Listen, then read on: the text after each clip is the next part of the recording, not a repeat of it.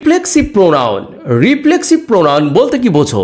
আমরা অনেক ক্ষেত্রে বলে থাকি যে আমি নিজেই এই কাজটা করেছি, তুমি নিজেই সেখানে গিয়েছিলে, তুমি নিজে নিজে খাও, বা সে নিজে নিজে আত্মহত্যা করলো, সে নিজে নিজে চুল কাটে, সে নিজে নিজে রান্না করে।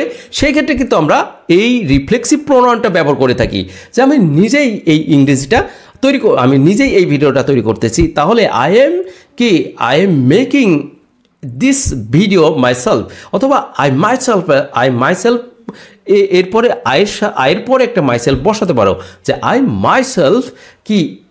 মাইসেলফ অ্যাম, তারপরে কি করতে পারো, তৈরি করতেছো মেকিং এ ভিডিও। সো সেই ক্ষেত্রে কিন্তু তোমরা এই মাইসেলফটা এখানে জোর দিয়ে বলা হচ্ছে।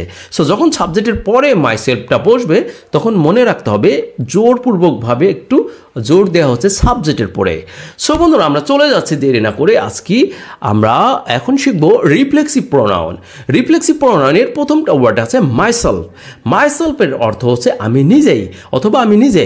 নেক্সট যে ওয়ার্ডটা আছে সেটা হচ্ছে আওয়ারসেলফ, এটা হচ্ছে প্লুরাল।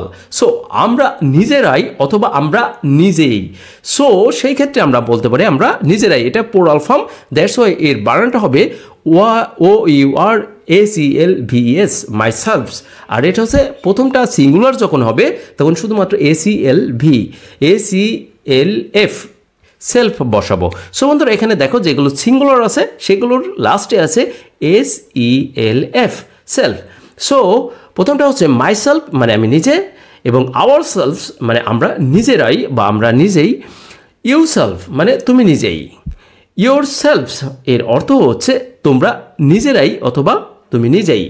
সো তোমরা নিজেই। নেক্সট যে ওয়ার্ড আছে হিমসেলফ মানে সে নিজে, এটা ছেলেদের বোঝানো হয়েছে। হারসেলফ সে নিজে, মেয়েদের বোঝানো হয়েছে। সো ইটসেলফ এটা নিজেই। সো আমরা আমরা নাউনের ক্ষেত্রে যেমন বস্তুবাচক প্রাণীবাচক নাউনের ক্ষেত্রে কিন্তু আমরা এগুলো ব্যবহার করে থাকি, ইটসেলফ। নেক্সট যে ওয়ার্ড আছে সেটা হচ্ছে দেমসেলফসটা হচ্ছে প্লুরাল, আর দেম মানে কি তারা নিজেই। সো বন্ধুরা, এখানে আমরা শিখলাম রিফ্লেক্সিভ প্রোনাউন। তাহলে বন্ধুরা, আজকে আমরা কি কি শিখলাম সেগুলো একটু রিভাইজ দিয়ে আসি, একদম আর কোনো বিশ্লেষণ না, শুধুমাত্র একবার রিভাইজ দেবো। সেটা হচ্ছে পার্সোনাল প্রোনাউন সাবজেক্ট হিসেবে যখন ব্যবহার করা হয়। আই মানে আমি, ওই মানে আমরা, ইউ মানে তুমি, ইউ মানে তোমরা, হি মানে সে, সি মানে সে, ইট মানে ইহা, নেম মানে নাম, দে মানে তাহারা, দ্য গার্ল মেয়েটি, দ্য গার্লস মেয়েগুলো, দ্য বয় বালকটি, দ্য বয়েজ বালকগুলো। নেক্সট যেটা আছে সেটা হচ্ছে আমরা চলে যাচ্ছি যে অবজেক্টগুলো, পার্সোনাল প্রোনাউনের অবজেক্টগুলো। মি মানে আমাকে, আস মানে আমাদেরকে, ইউ মানে তোমাকে, ইউ মানে তোমাদেরকে, হিম মানে তাকে, হার মানে তাকে, ইট মানে ইহাকে, নেম মানে নামকে, দেম মানে তাদেরকে, অ্যান্ড দ্য গার্ল মেয়েটিকে, দ্য গার্লস মেয়েগুলোকে, দ্য বয় বালকটিকে, দ্য বয়েজ বালকগুলোকে। আর নেক্সট যে আছে সেটা পসেসিভ অ্যাডজেক্টিভ, সেটা হচ্ছে মাই মানে আমার, আওয়ার মানে আমাদের, ইয়োর মানে তোমার, ইয়োর মানে তোমাদের, ইয়োর্স মানে তোমাদের, হিজ মানে তার, হার মানে তার, ইটস মানে হার, দেয়ার মানে তাদের। নেক্সট যে আছে সেটা পসেসিভ প্রোনাউন, সেটা মাইন মানে আমার, আওয়ার্স মানে আমাদের, ইয়োর্স মানে তোমার, ইয়োর্স মানে তোমাদের, হিজ মানে তার, হার্স মানে তার, অ্যান্ড ইটস মানে এহার, দেয়ার্স মানে তাদের। অ্যান্ড নেক্সট যেটা আছে সেটা হচ্ছে রিফ্লেক্সিভ প্রোনাউন, মাইসেলফ আমি নিজেই, আওয়ারসেলফ আমরা নিজেরাই, ইউরসেলফ তুমি নিজেই, ইয়োরসেলফস তোমরা নিজেরাই, হিমসেলফ সে নিজে, হারসেলফ সে নিজে, ইটসেলফ এটা নিজেই, দেমসেলফ তারা নিজেই। সো বন্ধুরা, আজকে আমরা যেগুলো শিখলাম, ও মাই গড, আসলে এগুলো শুধুমাত্র প্রথমে যারা ইংরেজি শিখতে চাও, একদম ইংরেজির কিছুই জানো না, যারা নতুন করে ইংরেজি শিখতে চাও, যারা কিছুই বোঝো না ইংরেজির, তাদের জন্য এই ভিডিওটা অনেক অনেক ইম্পর্টেন্ট। সো বন্ধুরা, ভিডিওটা দেখে যদি ভালো লেগে থাকে অবশ্যই ভিডিওটা শেয়ার করে দেন, এবং যারা জানে না তারা যেন জানতে পারে।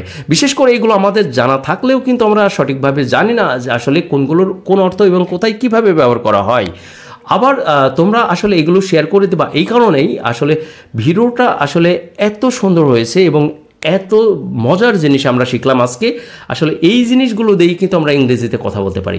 যাই হোক বন্ধুরা, আমরা দেরি না করে চলে যাচ্ছি আমরা সো বন্ধুরা, দেরি না করে আমরা চলে যাচ্ছি আমাদের শেষ এবং যে জিনিসটা শিখবো সেটা হচ্ছে এই জিনিসগুলো দিয়ে আমরা সেন্টেন্স তৈরি করবো। আর এই জিনিসগুলো দিয়ে আমরা সেন্টেন্স তৈরি করবো। আর এই জিনিসগুলো যদি না জানা থাকে তাহলে আমরা সেন্টেন্স তৈরি করতে পারবো না, আর সেন্টেন্স তৈরি করতে না পারলে যেটা হবে আমরা কখনোই ইংরেজিতে কথা বলতে পারবো না। সো বন্ধুরা এগুলো কতটা ইম্পর্টেন্ট আমাদের জন্য। যাই হোক বন্ধুরা, দেরি না করে আমি এখনই শেষ করতে যাচ্ছি। সবাই ভালো থাকবেন, সুস্থ থাকবেন, আল্লাহ হাফেজ।